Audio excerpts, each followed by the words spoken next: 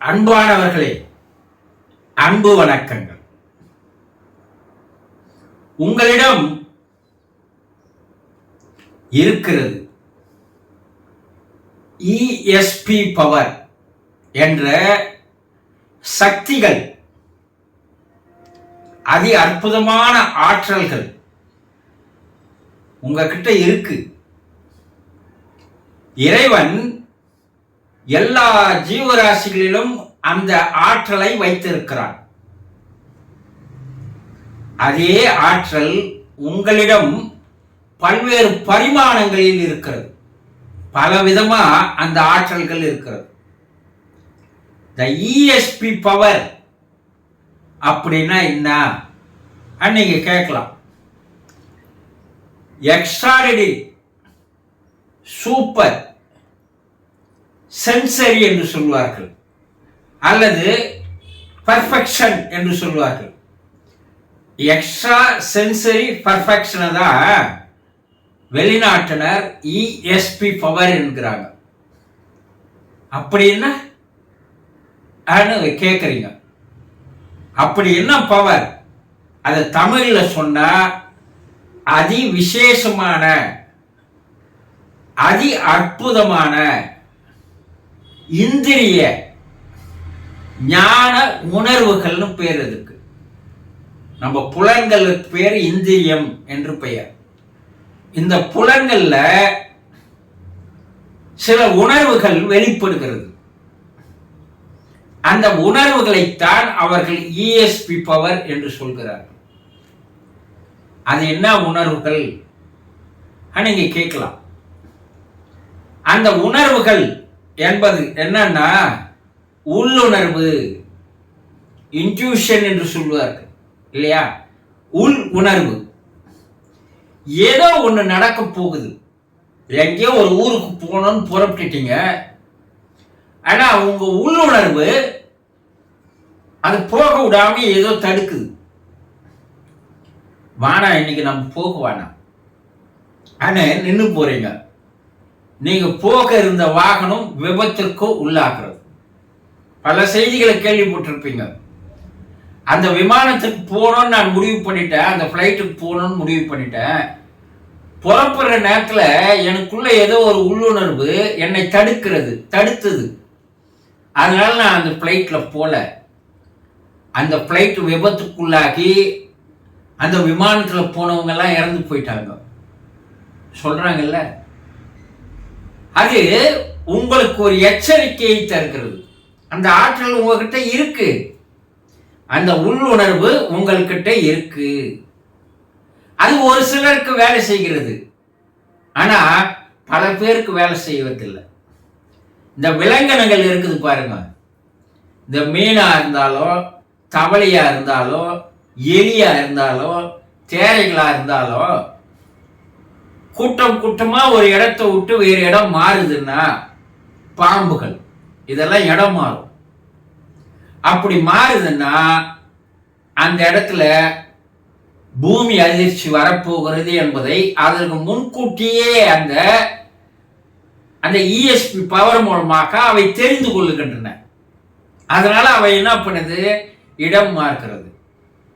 இந்த விலங்கினங்கள், உயிரினங்கள் எல்லாம் இறைவன் தனக்கு தந்த அந்த ஆற்றலை முழுமையாக பயன்படுத்துகிறது.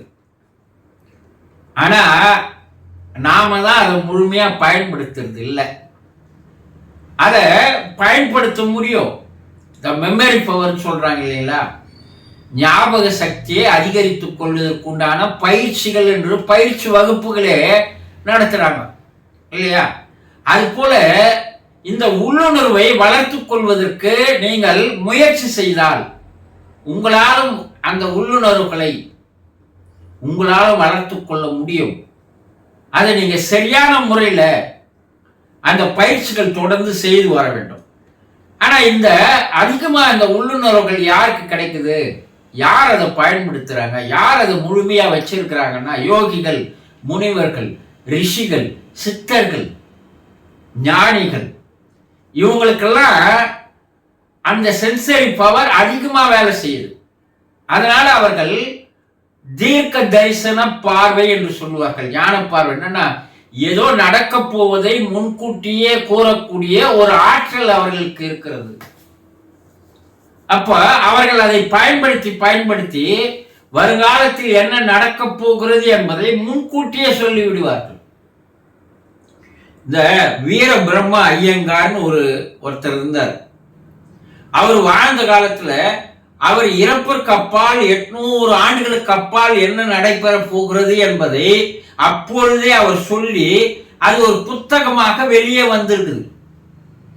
அது அவர் சொன்ன அனைத்து விஷயமும் ஒன்று விடாமல் இன்று வரைக்கும் நடைபெற்று வருகிறது.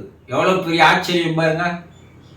அப்போ அவர்கள் அந்த உள்ளுணர்வை, அந்த இஎஸ்பி பவரை அவர்கள் மெருகேற்றி அதன் மூலமாக பல்வேறு காரியங்களை சாதித்திருக்கிறார்கள், பல்வேறு விஷயங்களை சொல்லி இருக்கிறார்கள். அதே போலதான் அந்த இஎஸ்பி பவரில் தான் இன்னொன்னு அடக்கமாகிறது. என்னது? பல்வேறு பரிமாணங்கள் சொன்னோம் பாருங்க. அதுல இன்னொன்னு என்னன்னா டெலிபதி. எங்கேயோ நடப்பதை தெளிவாக எடுத்து கூறுகின்ற, மற்றவர்களுடைய மனதை படிக்கின்ற, உணர்கின்ற ஆற்றல், த மெயின் ரீடிங்னு சொல்லுவாங்க இல்லையா, அது இந்த இஎஸ்பி பவர் அதிகரித்துக் கொண்டவர்களுக்கு அது மிக சகஜமாக வேலை செய்யும். நீங்க எங்கேயோ உட்கார்ந்து நீங்க அங்க அவர் என்ன நினைக்கிறாருன்றத உங்களால சொல்ல முடியும். எதிரில் வரவர் என்ன மனசுல நினைச்சிருக்கிறாருன்னு சொல்ல முடியும். இது எல்லாம் உண்மையாக நடைபெறக்கூடிய நிகழ்வுகள். இதெல்லாம் உண்மையா? உண்மைதான். இன்று வெளிநாட்டிலே, ரஷ்யாவிலே அதற்கு என்று ஒரு சங்கம் இருக்கிறது. அந்த சங்கத்துல இவர்கள் எல்லாம் இருக்கிறார்கள். அவர்களுக்கு ஒரு தனியாக ஒரு பெயரை வைக்கிறார்கள். அவர்கள் அப்படி வைத்துக் கொண்டு அவர்கள் என்ன செய்யறாங்கன்னா, அந்த சங்கத்தில் அவங்க என்ன பண்றாங்க, தன்னுடைய இல்லூஷனை அவர்கள் வளர்க்கிறார்கள். அப்படி வளர்த்ததனுடைய விளைவு என்னன்னா, விண்வெளி மேல இருக்கிற விண்வெளி வீரர்களுக்கு கீழே இருக்கின்ற விண்வெளி மையத்திலிருந்து இவர்கள் தன்னுடைய செய்திகளை அவர்களுக்கு அனுப்புகிறார்கள்.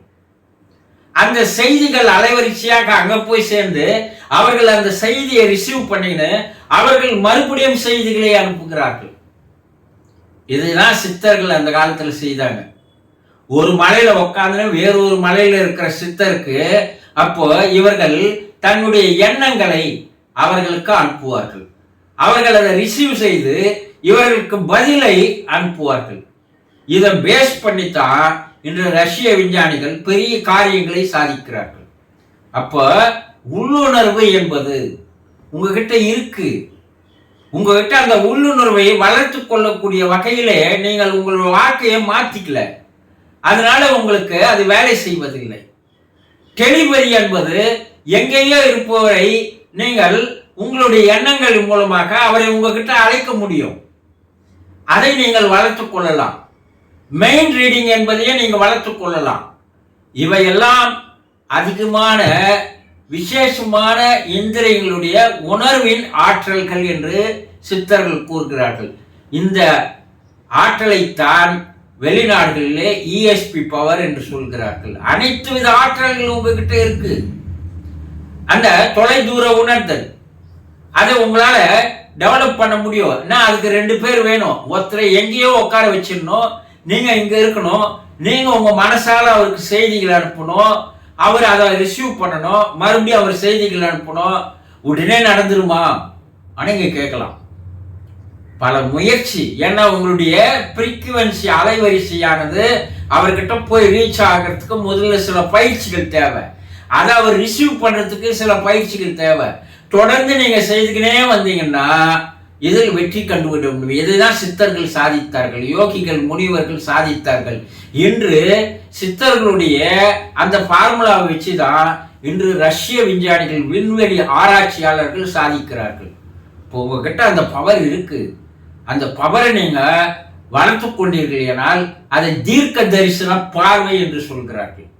தீர்க்க தரிசிகள் சொல்லுவாங்க இல்லைங்களா, அது போல உங்களாலும் ஆக முடியும்.